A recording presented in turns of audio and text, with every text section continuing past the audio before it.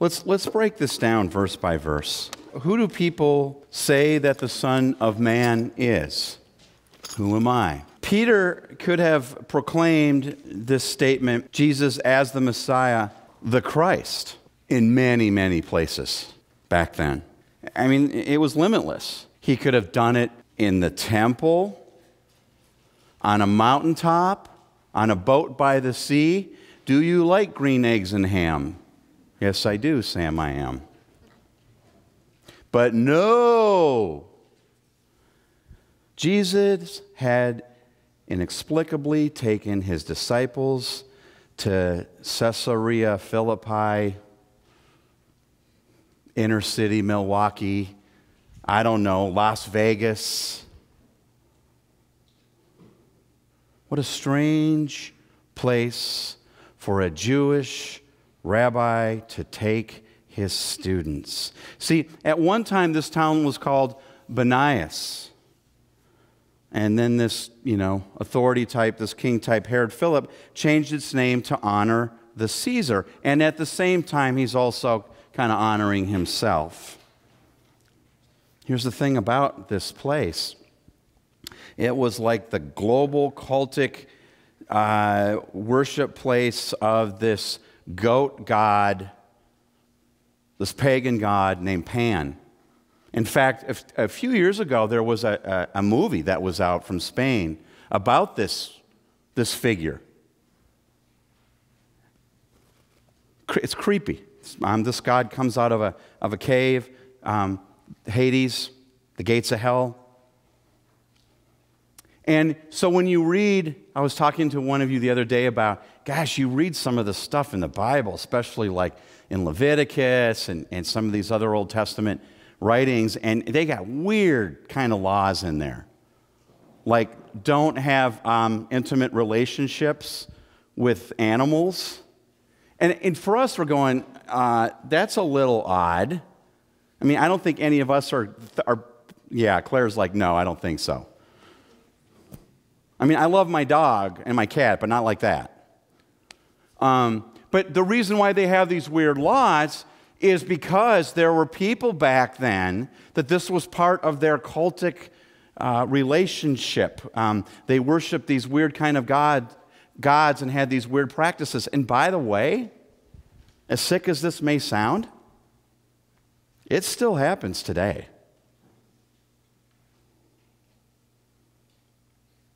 So this is the place that Jesus brings his disciples. And that's interesting. Interesting choice of itinerary, of a place to go. And I think it's all too common for Christians in general today. We live in this nice sort of Christian nation and be safe and clean and tidy and smiles and clean language and freshly laundered, starched clothes, and everything's just so nice, isn't it? I mean, as Christians, we have our own music. My brother was telling me the other day, he's in the music business. He said it's a hard business to make money in, except for Christian music. I mean, Christian music, it's big selling stuff. It's a big industry. Our own movies, our books, our clothing lines, whatever. Our own version of Guitar Hero for you, those of you that are Xboxers. And yet we have Jesus taking the disciples to this God-forsaken place. And there's a reason for that. It's because Jesus wants them to experience what it means to know God. Out there, out on the mission field, not in the temple where people are arguing about the finer points of Deuteronomy and do we eat shellfish on this day and are women supposed to, blah. There's just, you wouldn't believe the amount of laws or the mitzvot that they have in Leviticus. After the 10 Commandments, they went and made another 613 laws to explain the 10 Commandments. It's ridiculous. Jesus is like, you know what? Get out of there. Get out of your head. Get out on the streets. Let's go to Caesarea Philippi. And he's hinting to them what's in store. The Great Commission, make disciples. You don't make them in the temple. I mean, yeah, you come there to worship God, but you make disciples going out there to places that other people don't want to go to. Get out of your comfort zone. And then he asks them to tell him who they think he is. Jesus knows he is Messiah, but here he calls himself Son of Man. One of them. He doesn't care about titles. He cares about relationships, and he wants people to feel comfortable so they can really tell him how they feel. I know I got to keep it going here, but it's just, I mean, that in and of itself is such a huge thing. It's so important for you and I to be able to talk to Jesus, to be open and not afraid, to be broken, to go to the foot of the cross and truly bare your soul. I can't imagine a life without doing that. But what do? They list John, Elijah, Jeremiah, and that proves that they still don't get it. They're comparing Jesus to the way things were. They're still living in the past. They're still Pharisees trying to do everything by the book. And you know what? The thing about Jesus is he lets them do it. Okay, give me your opinions. Tell me how important the law is. Tell me important how your rituals are. I'm going to be here with you and walk you through that so I can take you in a new direction. And there is no shortcut for anyone just in this process. That's why as your pastor right now, my most important thing that I can do for the next year or two, believe it or not, is just to be here for you. And to listen.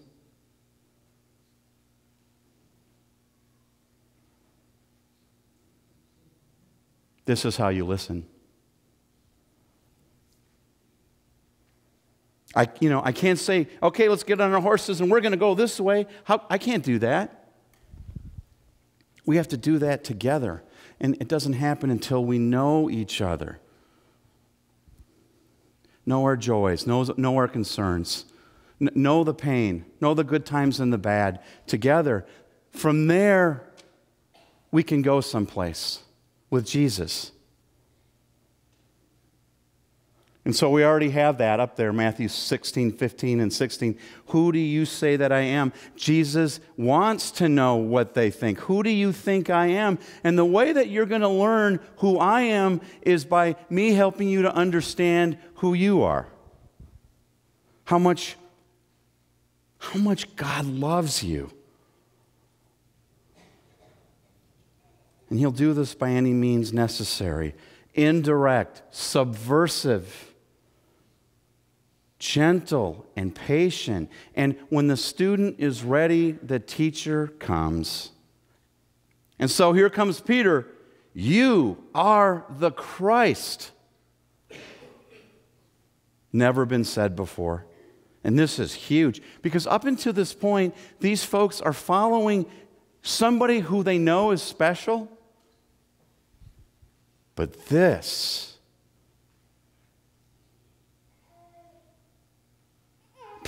Peter is calling Jesus God in the flesh. And Peter, typical Peter, I can relate to him a lot. He sticks his foot in his mouth, doesn't quite always know what he's saying. He's saying this before the cross, before the resurrection. And this is why Jesus wants them to keep a low profile. Shh. It's a secret.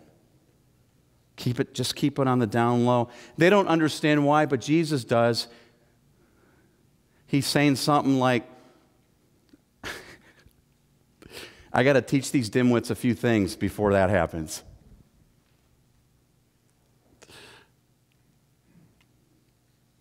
You know, it would be cool if the Bible was a novel and you could see what they were thinking, this guy Jesus, I mean, I don't know who he is. He comes from this town of Nazareth. That's not really a town that I'd go to.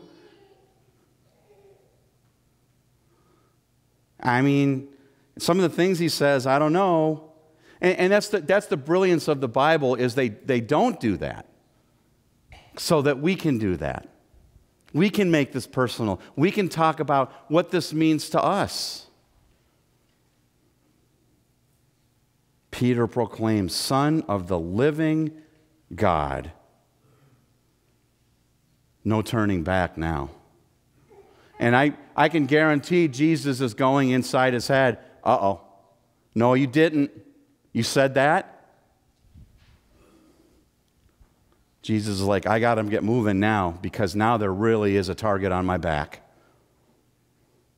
And I can't end up like John the Baptist, because John just basically said, blah, blam, you guys are sinning, you're doing the things that are wrong. And they said, oh, really, John? Well, off with your head. Jesus is like, I gotta be a little more low-keyed than that so we can get a few more things done. So we are on verse 17. Blessed are you, Simon, son of Jonah. This is kind of a tricky line in the Bible, because this is where you get these scholarly types. They're all talking about what this means. Some would say that what Jesus is doing here, he's actually referring literally to Jonah. Remember Jonah, who was supposed to go to Nineveh and claim repentance? And he said, I don't really want to do that. And so he ends up in a fish's belly. Get in my belly. He runs from God. And Peter is doing some of this too. And if you read the Bible closely, you see Jesus going back, calling him Simon, calling him Peter. This is where we get that concept of what's your Christian name? What's your first name? I think it comes from this. Calling him Simon again.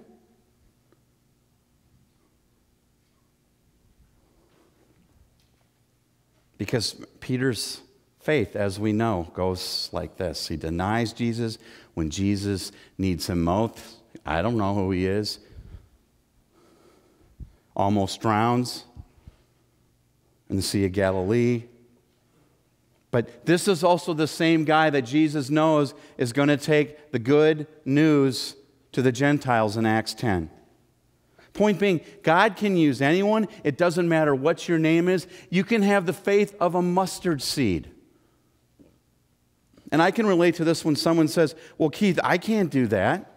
You want me to, help you build a website, or you want me to go out and visit shut-ins, or you want me to preach? I can't do that. I know you can't. God can. Put your faith in God. It's like when Moses says to God, I can't do that. And God says, who do you think you are to tell me what you can and can't do? Just do it. Have some faith. And when you have faith in God, then it's not about you anymore. You cannot fail. You cannot fail if your heart is in the right place and you're following Christ. Don't let the world judge you. You can never fail when you're following Jesus. Why is that? Because Jesus is the greatest failure who ever lived. Right? The Messiah ends up there. There's nobody, none of his friends, no one's there to be there with him. I mean, his mom is, but that's what moms do.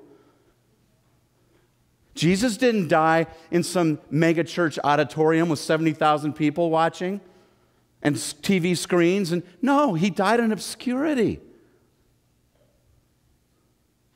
Even Jesus on the cross, when he says, Eloi, Eloi, lama sabachthani, my God, why have you forsaken me?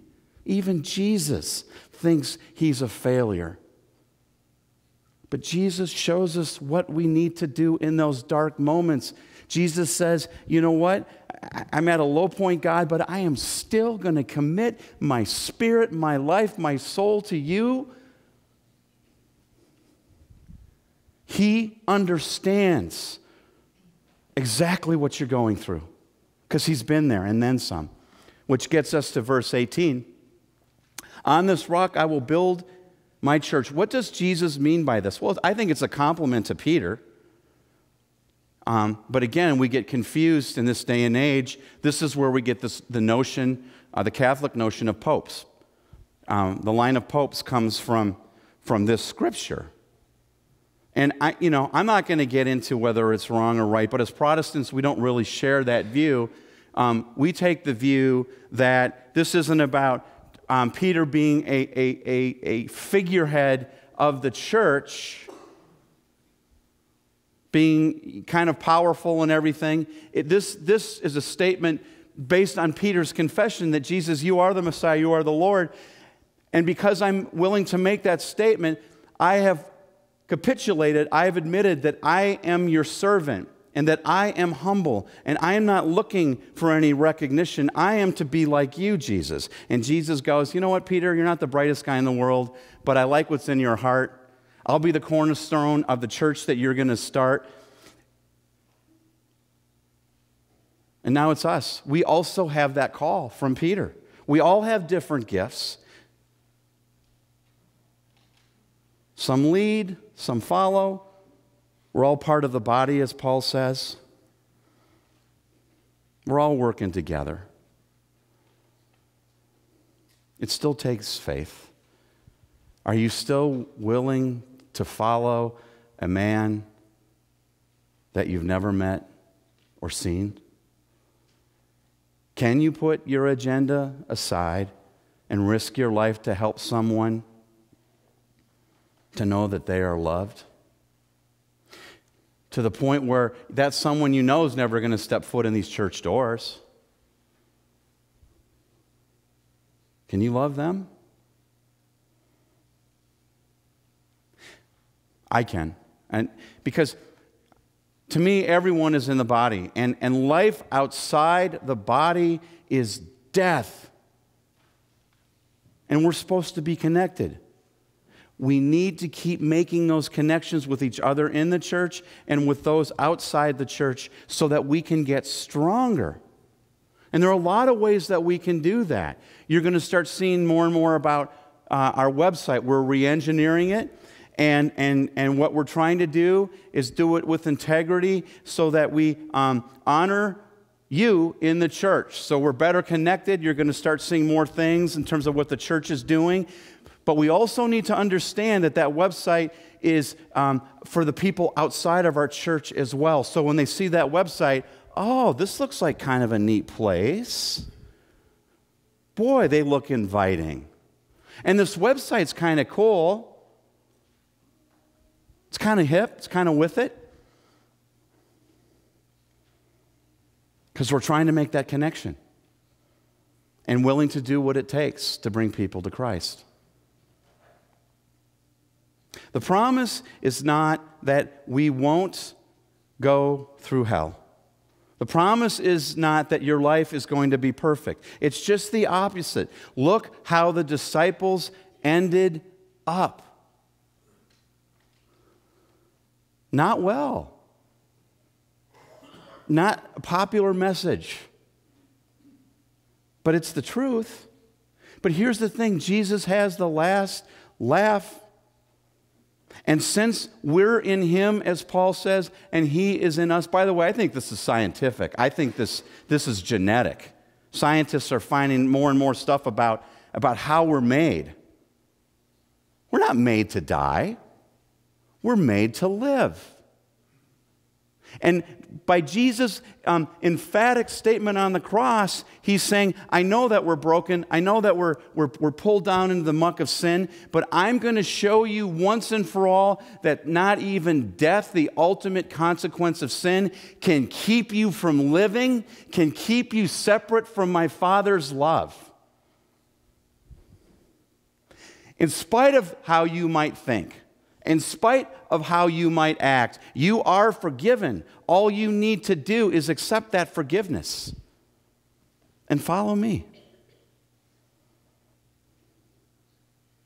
And since we're in Him, and death can't keep us down, we can go anywhere. We can even go to hell if it means bringing someone to Christ. We can love the hell out of people and give them Christ. This is what Jesus did for us. This is why it says in the Apostles' Creed, He descended into the dead, literally to hell for us. Who knows what that was about when He went down there? Who knows? I can only imagine. I bet He's down there going, you know what? I got you. You guys don't have to stay here. See, I believe hell is a choice like everything else. I don't think God makes us to go to hell. I don't think God makes us to die. I will give you the keys of the kingdom of heaven. This is what you see a lot of times in the New Testament. They're referring back to the Old Testament. It comes from Isaiah 22:22. I will place on Eliakim, that's the king of Judah back then. Back then, remember, Israel was divided. We think of Israel today, there was the northern kingdom and the southern kingdom. Why were there two different kingdoms? Because they were fighting, because they're people, because they're human, because they don't follow God. On Eliakim's shoulder, the key of the house of David, he shall open, and no one shall shut. He shall shut, and no one shall open. Now it's Peter's turn. He's the gatekeeper. And the interesting thing about Peter, so Peter starts the church, and he opens the door, and the first thing that happens is 3,000 people. I like this. I'm coming in. And you know what Peter's response is? I don't want you here. This is kind of my little secret, and you're not really the kind of people that I want. Of course, I mean, he gets right with that. But he had to, because God had other plans. What are our plans for this church?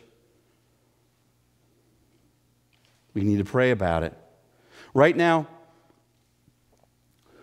if you've noticed on your bulletin, it says we're in the season of discerning, and that's what we're doing now. And I've given you some more information and perforated every week, so study on what this discernment process is. And we're moving through it. We got one more week of discerning, but then the following month or so, we're going to be talking about casting a vision together. What kind of vision do we want to have for this community and to our larger community out there?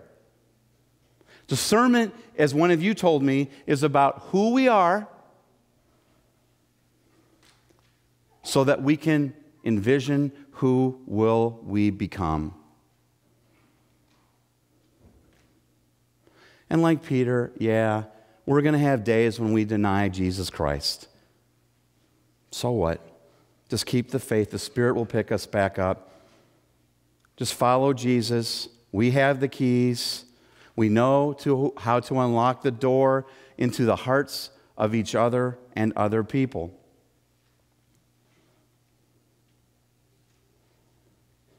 And, unlike Peter, we're standing here after the fact. We have the complete vision, in other words, of who Jesus is. It's just taking it and making it personal and making it our own.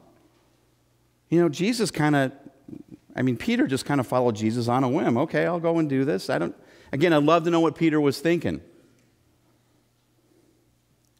But what Peter proves is that all of us can be rocks. We don't have to be popes. We don't have to go to seminary. We don't have to be a politician. We don't have to be a CEO of a corporation. We simply have to be faithful next. He sternly ordered them not to tell anyone. Usually I've been told when you put animals up there, you get them every time. Kitty, shh, I have a secret to tell. Meow, meow. Here's a secret. Be like Jesus. Don't look for recognition. Do whatever it takes to help someone get it. Get life. Show them what Jesus looks like. He looks like you. You and I, we do matter. We do make a difference. We are the church. So invite someone to church. It's where we live. In other words, we bring the church wherever we go. Where two or more are gathered. It's not just about a building. Be like Peter. Be willing to make a fool of yourself. Be willing to put your foot in your mouth. As long as your heart is in the right place, God will take care of the rest. So let's take care of our neighborhood. We don't have to tell anyone, that Jesus is Messiah and this is our doctrine and our dogma. Just tell people to come. I've listened to some of the new people who have come. I was talking to someone the other day. I go, why are you here? I'm just curious. Oh, because the people in your church make me feel like I'm at home.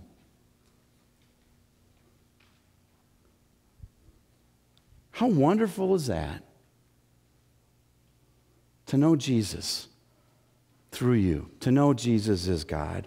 To feel love unlike any other, to experience forgiveness no matter what the sin may be, to see the future today. We are alive, and the resurrection guarantees that we are meant to stay that way. Let us give thanks.